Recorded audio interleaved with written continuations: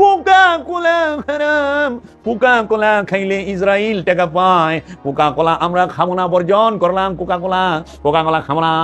YouTube ইহুদিদের আবিষ্কার, Google ইহুদিদের আবিষ্কার, ফেসবুক ইহুদিদের, মোবাইল ইহুদিদের, আলট্রাসোনোগ্রাম মেশিন ইহুদিদের, কম্পিউটার ইহুদিদের, টিভি আবিষ্কার করছে ইহুদিরা।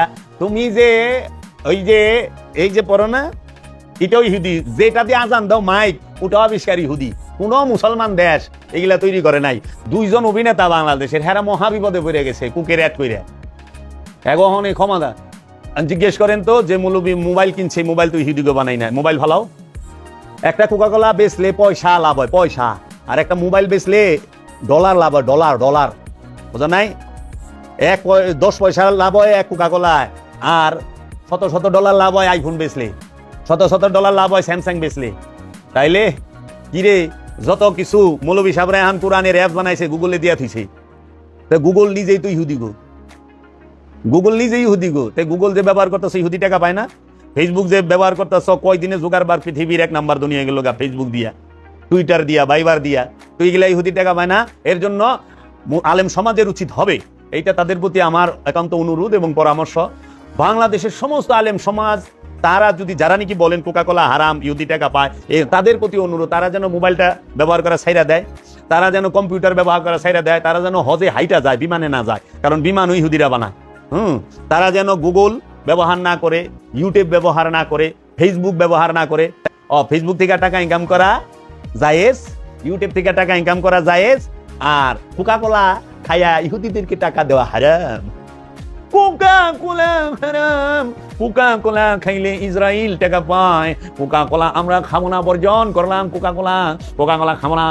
ফেসবুক লাইভে আইসা কোকাকোলার বোতল দোকান থেকে কিনে মুখা খুইলে এমনি ফালায়।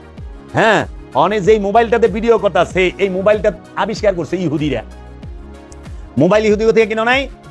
আচ্ছা, যেই ফেসবুক দিয়ে লাইভ দিতেছ, ওই ফেসবুকটা জোগাড়বার সে ওই ইহুদিরাই টাকা পাইতেছে।